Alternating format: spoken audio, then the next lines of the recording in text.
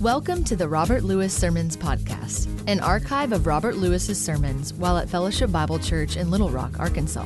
We hope you are encouraged and deepen in your love of Christ while enjoying this podcast. Here is this week's message. You might take your Bibles and turn over to Judges chapter 13. We're going back into the Old Testament this morning, and we're going to look at a famous Old Testament story. And I say a famous Old Testament story because oftentimes these accounts in the Old Testament are often looked on as children's stories. When you turn and read about Noah and the ark, or Daniel in the lion's den, Jonah and the whale, all those are stories that really captivate a child's imagination. And perhaps you grew up in a church where you heard those stories from the time you started in a Sunday school class on up. I think sometimes the unfortunate thing about these Old Testament stories is they stay, in our minds, children's stories. Oftentimes we've heard them and we never go back to them and look at what I think are the adult themes that are there. The truths that are in the Old Testament, oftentimes in the story part, just the storyline, are rated G. But when you go back as an adult, you find out that they can also be rated R because they contain some reality to them that we as adults can profit by in a great way. You know, this morning I'm going to be talking about the life of Samson. And when you probably hear the word Samson, a number of childhood images begin to dance around in your head. You probably think of this incredible figure like Hulk Hogan that comes immediately to your mind. Or perhaps you think of the long hair that was so popular in the 60s that Samson probably had hanging around his shoulders. Maybe you think of the beautiful barber that he used to go see oftentimes, Delilah. Maybe those kind of images come back into your mind. The question I would like to ask is, do you see the adult theme of the life of Samson? See, Samson was an adult, and he lived the real life, and his life gives us rich insight. The theme that I'm going to camp on this morning that he gives rich insight is one that we need to take a hard look at. And I don't want to be hard in any way this morning. I just want to speak about reality, and perhaps by the end we can get some life from the life of this man, because he tells us a lot about addiction, the life of an addict. You know, the last 10 years in America have been characterized as the decade of addiction. Went through the me decade. Now in the last 10 years, we've gone through the decade of addiction. And I bet every person in this room knows an addict or has lived with an addict or maybe is an addict. It's a universal problem in our country today. Self-help philosopher Melody Beattie said, and by the way, she's, according to Time magazine, an American phenomenon on alcoholism and codependency. She speaks before packed audiences. She's had a best-selling book called Codependency No More that's been on the best-selling list for 115 weeks. That tells you something. She says that in her figures, there are more than 80 million Americans who are emotionally involved with an addict or addicted themselves. And not just to alcohol or drugs, but to a wide variety of things, whether it be sex, food, work, shopping, or anything. All of us, we have this kind of need to depend on something. And in a nation that's lost its concept of God, we've looked for cheap substitutes. You know, we went through a freedom to be me 60s generation, and over time that has evolved slowly but very deliberately into a generation of enslavement and obsession and bondage in the 90s. And we see the casualties everywhere among us.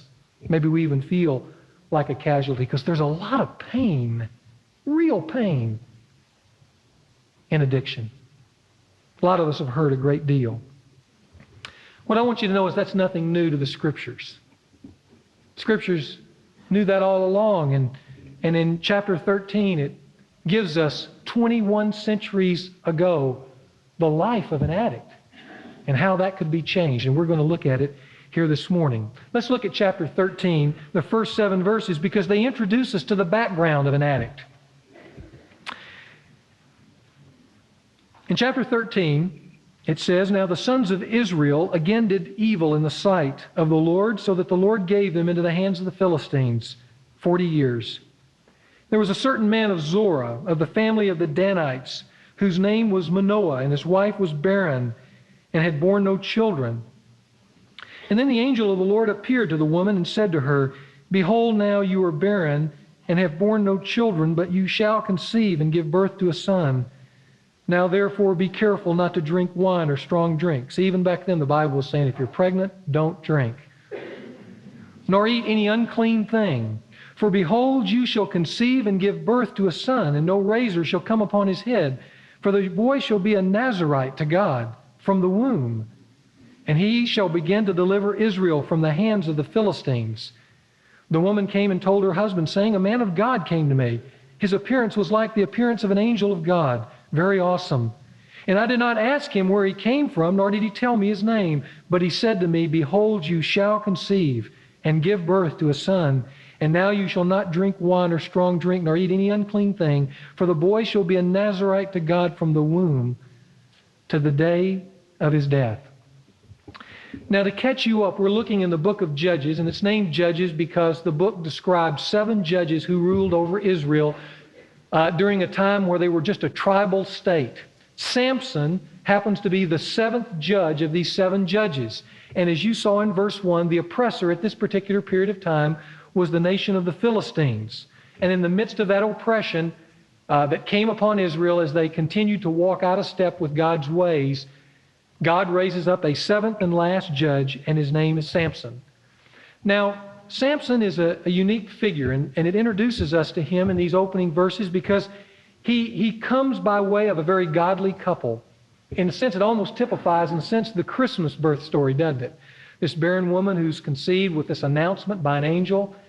And they come upon this couple, and the angel announces that you're going to have a son, and he's going to be a special kind of son. In fact, he's going to be a Nazarite from the womb. Now, what does that mean? You see that mentioned to you there in verse 7, a Nazarite from the womb.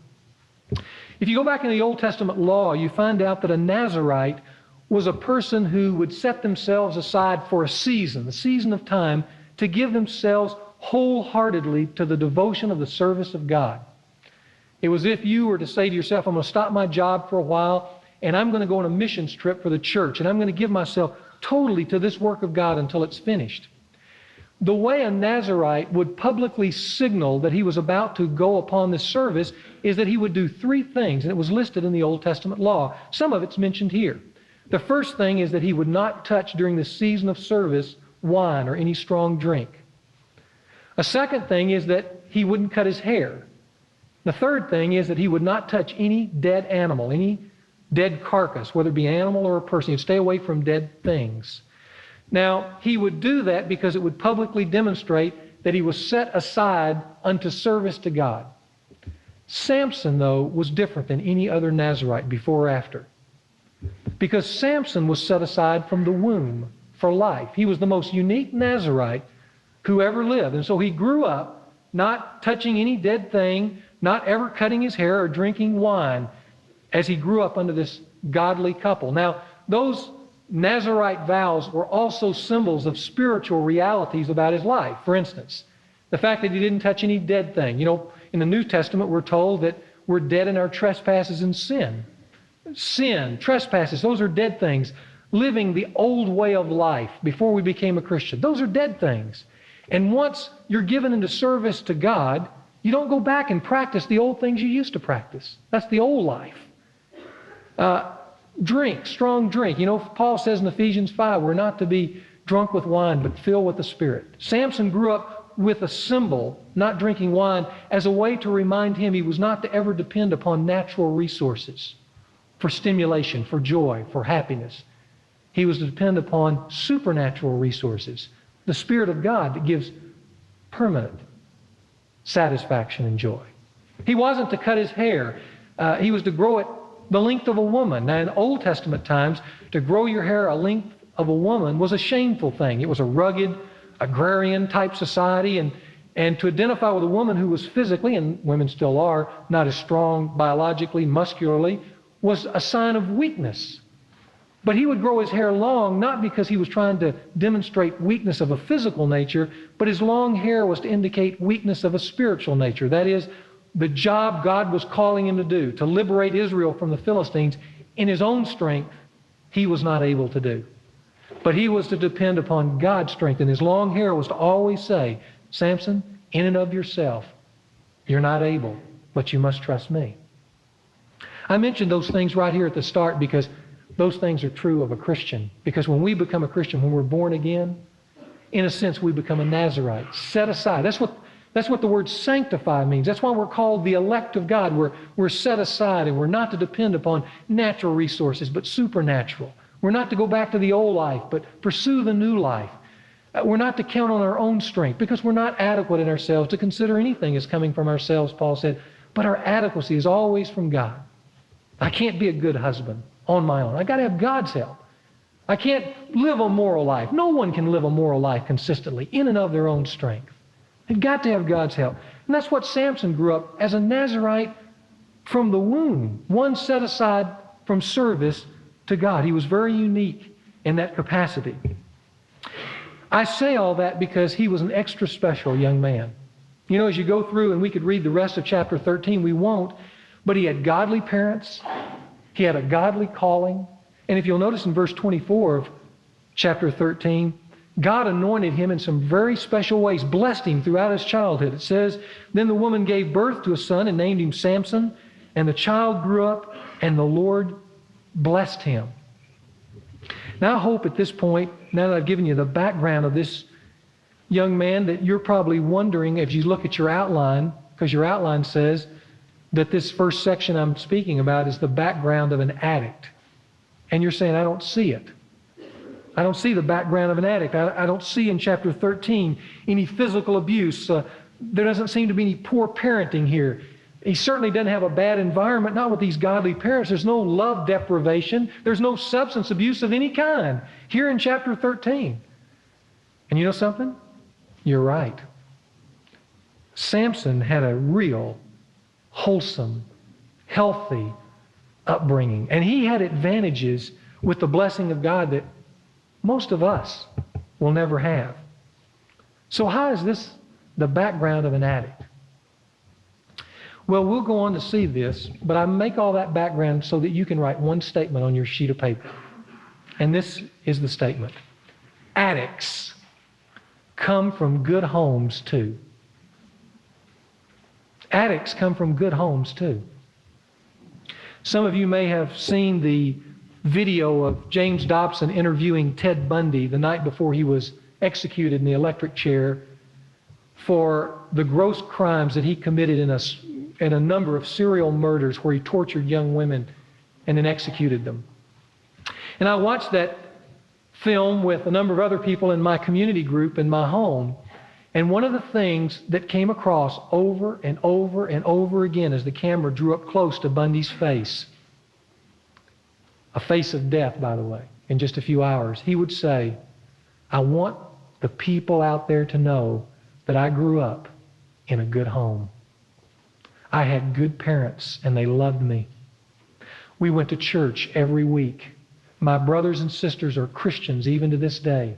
I had a healthy, wholesome, stable, caring, loving upbringing. But I'm here now. Addicts come from good homes too. So how did Samson move from Judges 13 into the lifestyle of an addict? That's what we're going to look at in the next few chapters that are before us here. Let's start by looking at chapter 14. And by the way, there's probably a period of time that has passed between the end of chapter 13 and the beginning of chapter 14. And Samson is now in the full bloom of manhood, and he's got this incredible strength, this incredible blessing on his life. He was probably incredibly intelligent as well. And yet look what happens in chapter 14. It says, then Samson went down to Timnah, and he saw a woman in Timnah, one of the daughters of the Philistines.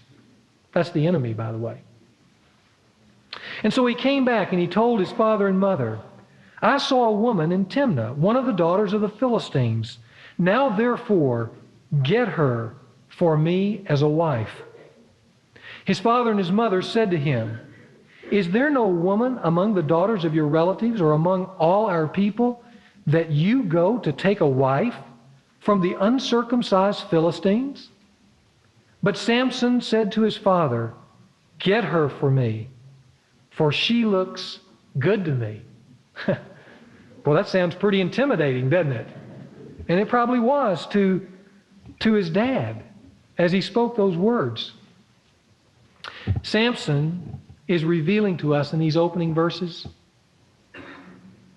not the fact that he was just blessed, but he is a man. And every man and every woman has a dark side.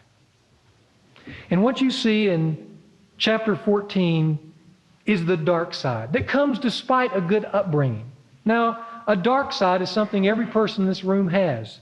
And we get this dark side sometimes because of the choices that we make. Sometimes it's what we have inherited just from that old Adamic nature that the Scripture says is passed down through parent to child. And so we're born with certain weaknesses and inclinations. And I'm sure Samson was born with some of those inclinations as well. But he also made some poor choices. And here in chapter 14 is one of those. Regardless of the package of weaknesses we possess, they can be overcome, or they can overcome us if we encourage them. And if we encourage them, they will render us useless to the service that God has set us, the elect, aside to accomplish in His world. Now, I want you to notice one other thing. When we speak of addiction here in this passage, again, don't be thinking just of drug and alcohol. I'll use a few illustrations like that, but I want you to think much broader than that because there are a number of weakness traps in every life. Your weakness could be work. Your weakness could be winning. And winning could be fed to the point that you have to win at all cost. Your weakness could be control. You could be an addict of control. That you've got to have your life so arranged and organized, and the people so arranged and organized around you, that it's just one obsession and enslavement to control your environment. Your obsession could be power, and you're driven by it. Or eating. It could be image, how people perceive you. And you spend and expend all your energy trying to get people to think good about you on the front side. Your addiction could be health, recreation. It could be constantly going out and doing things to entertain, to get that jogger's high, because there's that escape from the painful responsibilities of life. It could be that. And it could bring debilitating responses to those around you. It could be money. It could be pornography. It could be recreation. It could be independence. There's a whole shelf of addictions. You can pick any one of them. And all of us have certain weaknesses along these particular lines, and they can all corrupt God's call on your life, an honorable life. Well, I think it's obvious what Samson's weakness was. It was women. And not just any kind of women. If you'll notice in verse 2, it says, I saw a woman. That you might just circle that word woman there because it's not the normal Hebrew word for woman. You would think he went down to this Philistine city and saw this young, eligible, single girl. And in Hebrew, there's a word for that. But there's a different word here. The word that's used here, and especially the way Samson addresses her in verse 4, it comes across as much more earthy. And the term really does mean an experienced, sultry, sensuous, seductive kind of woman. That's what caught Samson's eye. That's what turned him on. It was a turn on that he couldn't resist. And what's worse here is she's a Philistine of all things. What the law of God in the Old Testament said was wrong for Israel. That they weren't going to take on foreign women. They were going to marry within their own nation and preserve their identity.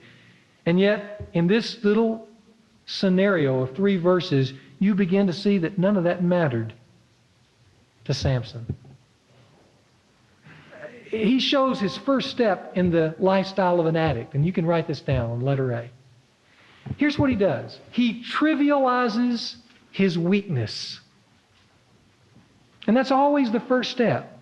It's the first step in any life here. You say, what I'm doing is no big deal. See, his father said, hey, don't you sure you want to do this? And he comes across like it's no big deal, like I can handle it.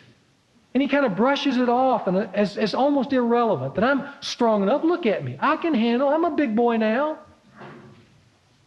I also want you to note in verse 3 that his father and his mother, these godly parents, they try to offer to this now man an alternative. How about a daughter of the sons of Israel? How about one of us? And you know, there's a principle even in that, and it's this. Addicts always think they can handle their weaknesses, and then when the people that love them the most come around and try to show them that that's a weakness, they listen to them the least. Isn't that true? If you think about people that you know who've fallen into what I call real bondage with addiction, there will always be a group of people, loved ones, wife or husband, children, friends, who have been for months, maybe even years, telling them, you got a problem here. And they trivialize it. It's not a big deal. I can handle it. And they're offering suggestions like, maybe you need to go look somewhere else. But see, the people who love them the most, they listen to the least. That's what Samson did here. He listened to the people closest to him the least. No, Dad, get her for me. So we go from kind of trivializing a weakness to the next step, and that's where he begins to be careless in his lifestyle. Now, he's still a young man, and he moves out, and notice in verse 5, he goes down to Timnah with his father, and he's going to get this woman. And as he's going down there, the Spirit of the Lord came upon him mightily because a lion comes out to him. I mean, he faces all alone this great lion, and we get an opportunity to see how really strong God has equipped Samson to be. Probably no man like him in all of history. And in this kind of barehanded fight with this lion, he tears this lion in two. What I think that illustrates is the power that was available in God to Samson. He had the power of God available to him. But here's what I want you to see.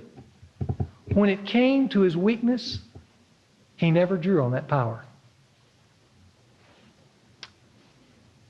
That weakness was always set aside as something that was not going to be addressed. He wanted God's power to take on certain responsibilities, but when it came to a weakness, he turned off God's power. And he kind of said to himself, hey, I can handle it. It's no big deal. I can work through that. And then his life begins to be careless. If we went on to the rest of the chapter 14, if we went to look at this, we can see that for a time he practices this kind of careless lifestyle, but it leads to two things, the next two things on your outline. It leads to conflict and it leads to tragedy. Because he goes down and he takes this young woman as his wife, goes through this marriage ceremony where he carelessly sets aside his vow to not drink. He has this drunken feast. The drunken feast ends up in a brawl. The brawl ends up with him exerting this God-given power in a very negative way. He ends up killing a bunch of people. Then revenge is extracted on the very new home that he was going to set up. And when you come to verse 6 of chapter 15, he loses the very wife that he wanted.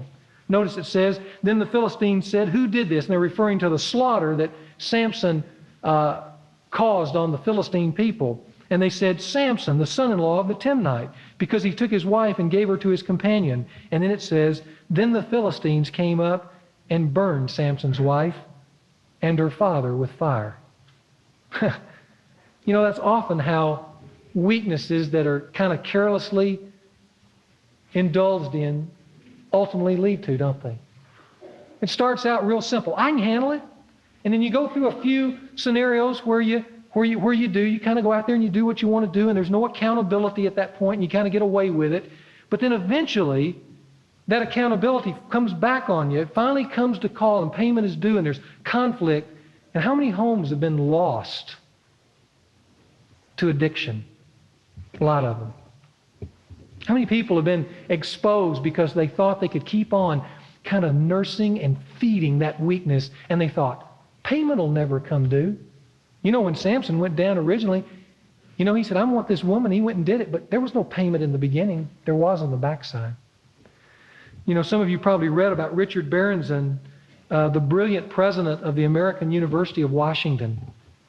He's world-renowned as a lecturer, as a scholar. But you know, Berenson had a trivialized dark side that he carelessly indulged in for years. As the president of this great university, he'd call women and make obscene phone calls. There was something wrong in his life. There was a dark side that needed help. But Berenson would call people just randomly around town, talk to them about certain sadomasochistic sex acts, and then get away with it and go back looking like a brilliant lecturer. But you know, there came a time where he got too careless. He happened to call up a woman one night in Washington, D.C., or really she lived in Virginia, and she happened to be the wife of a policeman who worked for the Sex Vice Squad. And so she kind of lured him into some discussions until they could do a phone tap. And then the rest is history, and you can read about it in Newsweek or Time or a paper. It's been a tragedy. But see, he thought he could nurse that and there would be no accountability, no payment due, no conflict, no tragedy. And what a lie. When you nurse the dark side, not only do you not live an honorable life, not only do you not fulfill your Nazirite vow of being set aside to God for His service, but ultimately there's always conflict and tragedy that results. And that was certainly true in Samson's case. By the time you get to chapter 15, all hell is breaking loose in Samson's life. I think so much so that he finally goes back to God. He kind of runs back to his spiritual moorings for a season because of this exposure. He's moved from weakness to carelessness to conflict to tragedy. So he goes back and he renews his calling and he says, I'm going to be a judge. I'm going to be a good judge. And so it says at the end of chapter 15, last verse, it says, so he judged Israel 20 years in the days of the Philistines. He renewed his calling to God. But here's what I want you to hear me say. There's one thing that he didn't do. Yes, he got back to judging Israel, what he should have done all along. But the one thing that he didn't do, he didn't address ruthlessly this sensuous weakness that was in his life. Now I want you to think with me about weaknesses in your life. Times where you've gone out and done something you know you're not supposed to do, some area that you know is going to lure you even further if you feed it.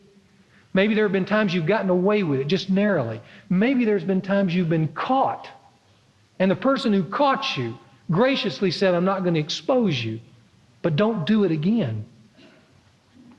You know what happens in moments like that? Because that happened with all that conflict in chapter 15. If you're not careful, what you say is, okay, boy, you feel so good that you're not going to be exposed. And then you dress up the exterior of your life, but rather than ruthlessly address this weakness, you know what you do with it? You just kind of safely tuck it away in a corner. You don't really deal with it. You kind of just stick it away for a season where you can come back to it. That's what Samson did. Samson had a time where, he felt like he just barely got out with his life in chapter 15. He went back to doing what God told him to do, but he never addressed this dark side in a radical, ruthless way. And that brings us to chapter 16. Look at verse 1. Now Samson went down to Gaza, and he saw a harlot there, and he went into her. You know, I personally believe this statement is a window into Samson's overall lifestyle. And what I want you to know is, though verse 1 just records this as a single incident, I personally have no doubt that during the 20-year reign that Samson had over the Philistines, from time to time he would secretly take out this weakness and he would go indulge in it for a while. And what verse 1 is just simply letting us in on through a little window is it's just saying Samson has never dealt with this area of his life. And so this area in chapter 16 is going to start to grow more and more. And as in the cases before, if you'll look at verses 2 and 3, it brings conflict. He goes down to Gaza, and the people of Gaza see Samson, who's this Israeli that they want to do away with. It leads to a very dangerous situation, and he gets out, not by the hair on his chinny chin chin, but by the long hair on his head. Because he takes his immense power and breaks through these walls and says in this incredible way that he took the gate, lifted the gates on his shoulders and carried them away. Now that's a strong man. But there's also a principle here that you need to hear me talk about. An adult theme. You know what he was using to escape from his sin? He was misusing his gifts. He was taking the very gifts that God had given him to be a righteous ruler, and he was using that to narrowly get himself out of desperate sin situations. We've seen that, by the way. We've seen guys on TV, religious individuals who have tremendous persuasive ability, gifted by God to preach the gospel, right? And they fall into sin and they get exposed. And what do they do with their persuasive abilities? They use those same persuasive abilities to convince everybody around them that they're okay, that they're not really an addict, that they don't really have a dark side, that this really isn't a problem. And everybody goes with those gifts, okay, and they escape when they need help. See, you can use the gifts God has given you. You can take those gifts and you can twist them, and you can use those as a way just to kind of indulge your weakness and escape the rest of your life.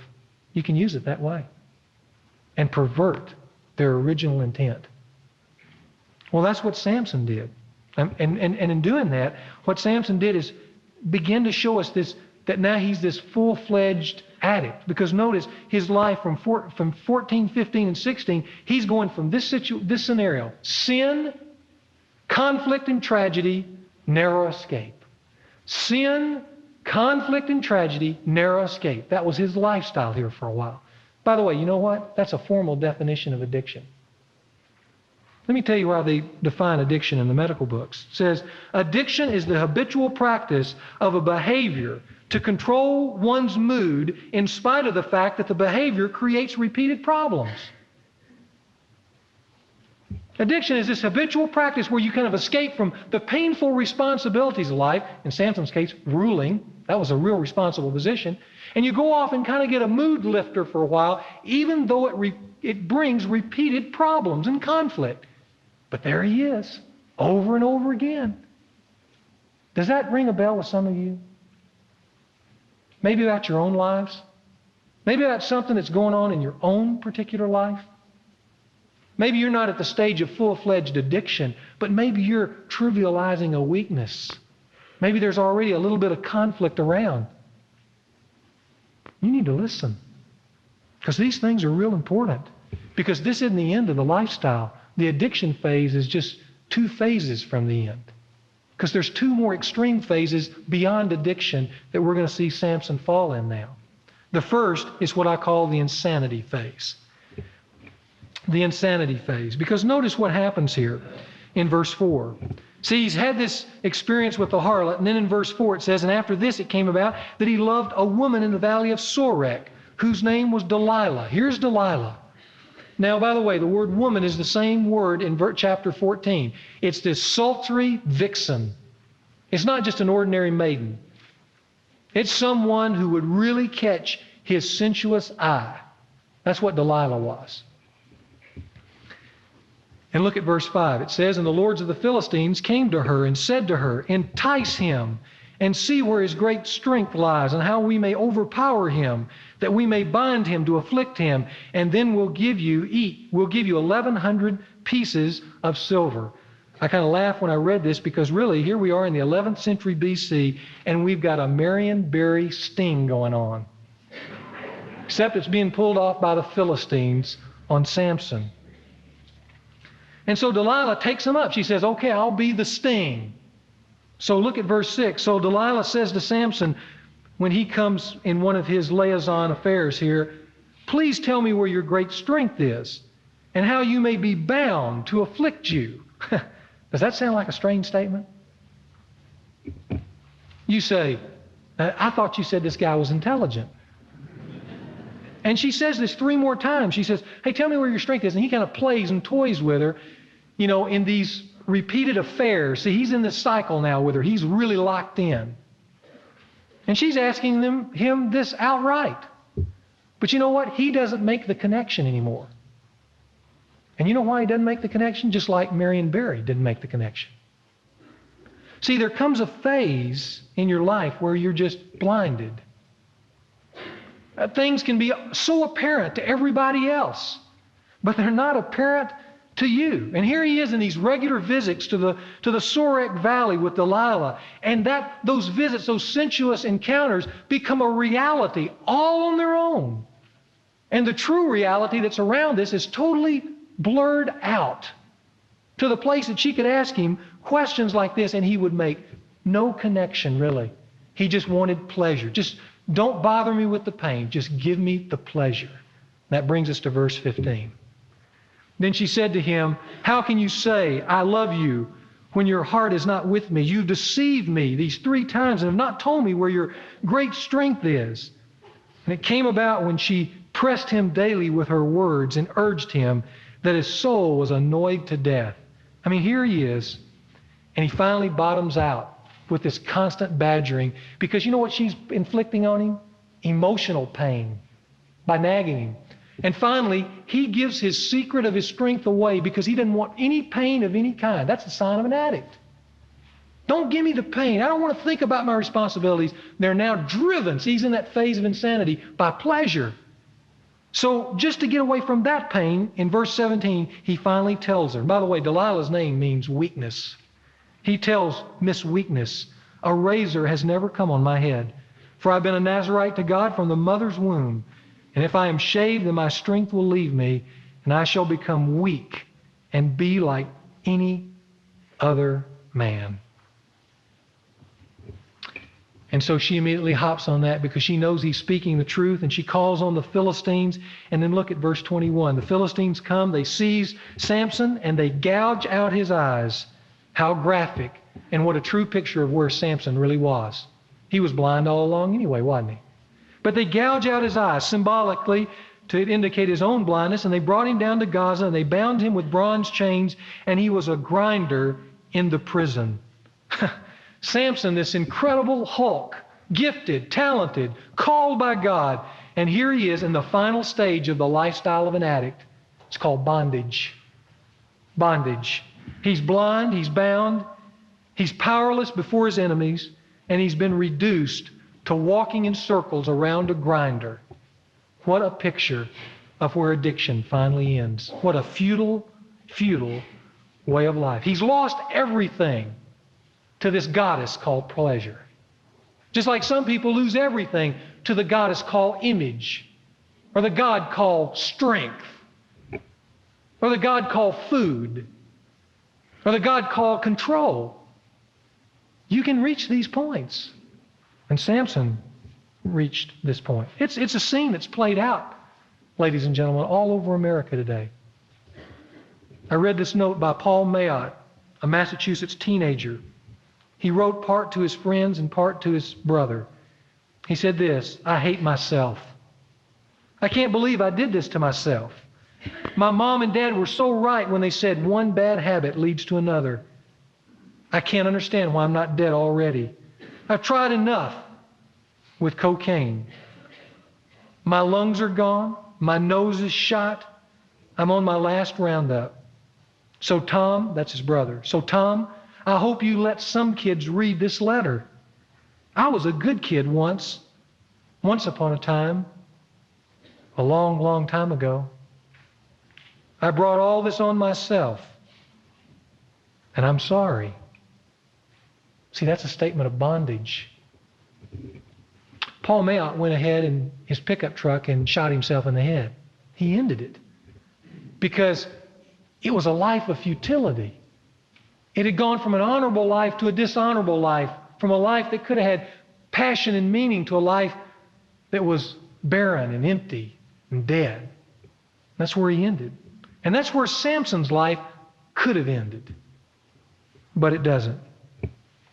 But here's what I want you to hear me say. This is the lifestyle of an addict. Let me just review it real quickly.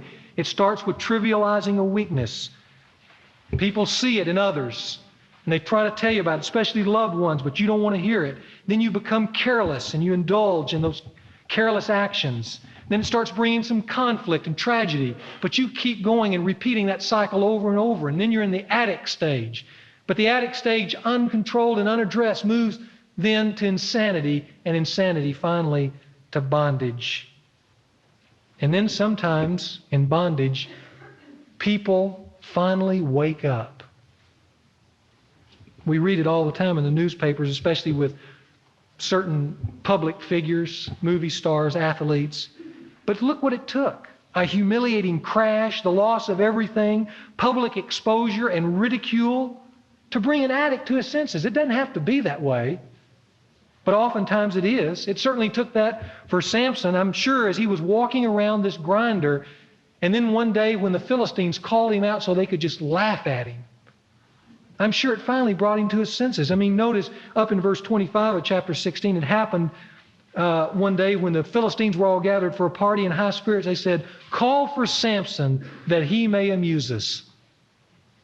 So we can laugh at him, make fun of how he's destroyed his life. And Samson could have come out there in his humiliation and just walked around. But Samson does something at this point in his life that he did only one other time in his life, which he should have been doing his whole life. He calls out to God to help him. Finally gets at the bottom. Notice verse 28. Then Samson called to the Lord and said, "O Lord God, please remember me and please strengthen me." That's what a Nazirite should have been saying all along. He finally bottoms out. But what a good place to be. And you know what's wonderful about this? Is that when he calls upon God, even at this point in his life, with all that he's done, with all the mistakes he's made, and here's the good news, God responds to him. God empowers him.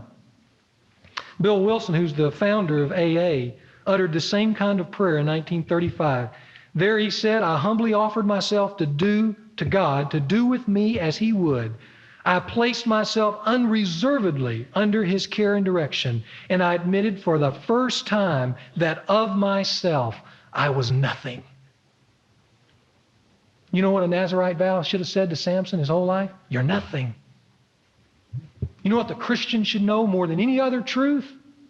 You're powerless to do any of the things that are written in this book apart from a close and intimate and fervent walk with me. That's where the power is. Well, Samson called upon God to do this, and his life ends at this point. If you'll notice in verse 29, remember he walked out and grabbed those two pillars, and they were all up above having this party. All the lords of the Philistines who had ruled over Israel, and Samson in his great strength, now that he's been strengthened by God, pushes those pillars apart. It all comes tumbling down, and it says in verse 30, that the dead who were killed at his death were more than those whom he killed in his whole life. But here's the point, because this is something very important to notice. Samson's life, unlike Paul Mayot's, ends in honor, not dishonor, and not disgrace. It ends with this great crash liberating Israel from its persecutors, because all the leadership was wiped out.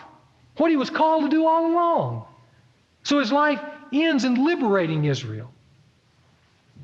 He doesn't die in futility. He dies with meaning. And he ends up offering his life not to women at the end, but to God. Boy, that's something powerful in that.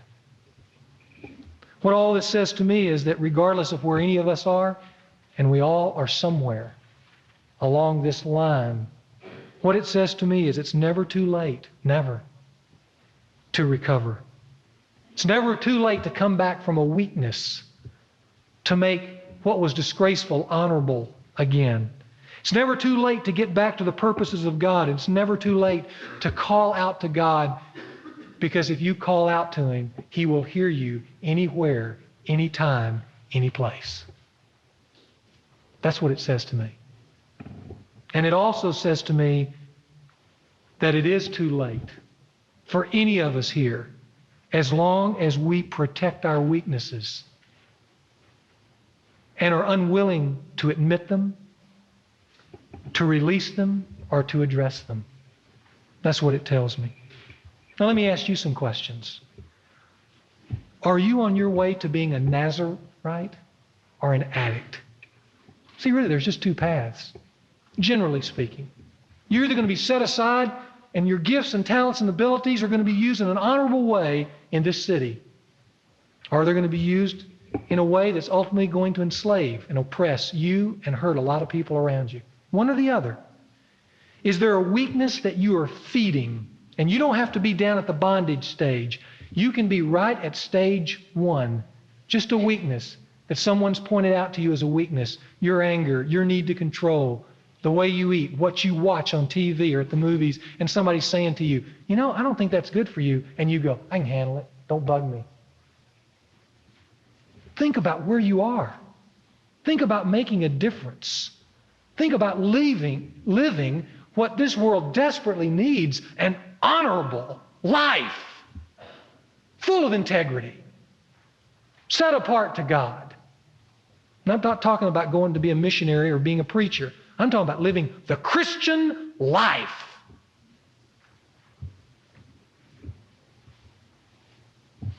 You know, when I was growing up, Christmas was always kind of bittersweet.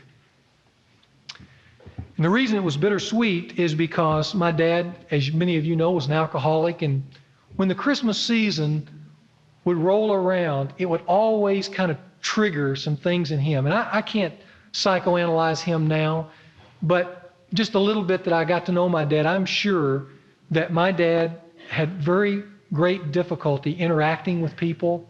And you know, when the Christmas season comes around, what do? You have parties. And we used to have, I remember growing up, we had family all in my hometown, aunts, uncles, cousins, and we'd come together. And I'm sure that the pressure of that social dialogue, the responsibility of just sharing yourself was painful to my dad. We weren't real wealthy or anything like that, so I'm sure there were financial pressures. And trying to stand up to those unique financial pressures that come around the Christmas season was probably difficult for him. And then the fact that it was religious. My dad wasn't religious. That was tough. Because, you know, my mom would want to haul out, you know, the star and have a Christmas story and all that. And I can just imagine how that must have felt, because he might have wanted to be responsible, but the pain of being responsible was too much. So he would go get a mood lifter. He would drink. So all through Christmas, my dad was drunk all the time. That's how I remember him, just sitting over there on the sofa, drunk, while we went about our Christmas life. You know, Christmas morning would come and we'd come down and there'd be presents there. And my mom did a great job during those days. And I don't remember it just as negative. It had a lot of positives. But I remember opening those presents, and you know how it feels when you finish the presents, all of a sudden you just kind of crash, and is this all there is to life? And those kind of things. You go through that, but we had fun at those points, but we had those post-Christmas depressions. But you know, looking back on it, there was a gift that could have been given that would have transcended that post-Christmas depression. May I fantasize for a moment?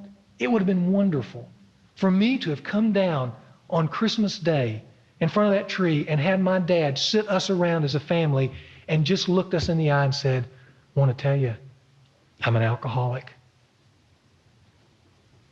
I am. It's a great weakness in my life. And here's what I want you to know. I'm going to look to God for help. I am. And I'm going to draw upon the resources God has provided to help me work through this very difficult process. It's going to be painful, but I need you. I want you to know, as a young man, that would have been a Christmas that would have lasted a long time past 12 noon. And I wouldn't have thought less of my dad. I would have thought worlds more of my dad. I would have loved to have hugged him in that moment and said, thanks. Thanks for being honest, for teaching me a life of honesty. Because, Dad, I have weaknesses too.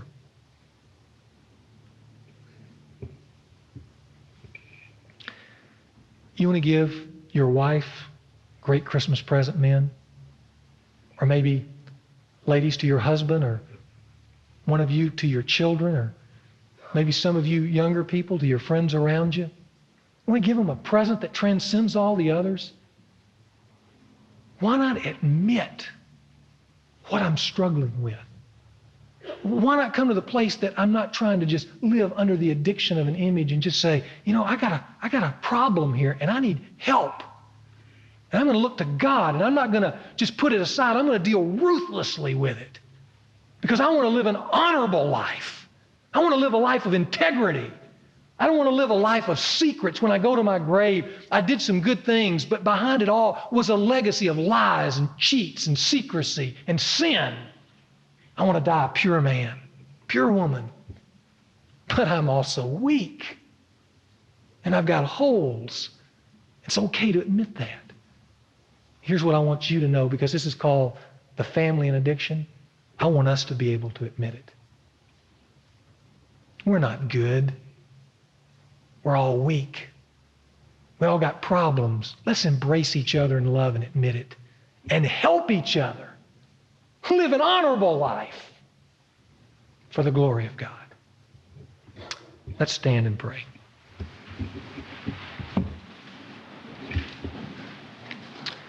And let's bow just for a moment, and maybe this can be a silent moment where you can ask God what your next step is. I've offered some suggestions, but now it's between you and Him. Let's pray. Thank you for listening to the Dr. Robert Lewis Sermon Podcast. If you were encouraged by this message, please rate and review this podcast. In addition, share this with your friends and community. This podcast was produced by the team at Sound of a Rose. You can learn more about the team at soundofarose.com.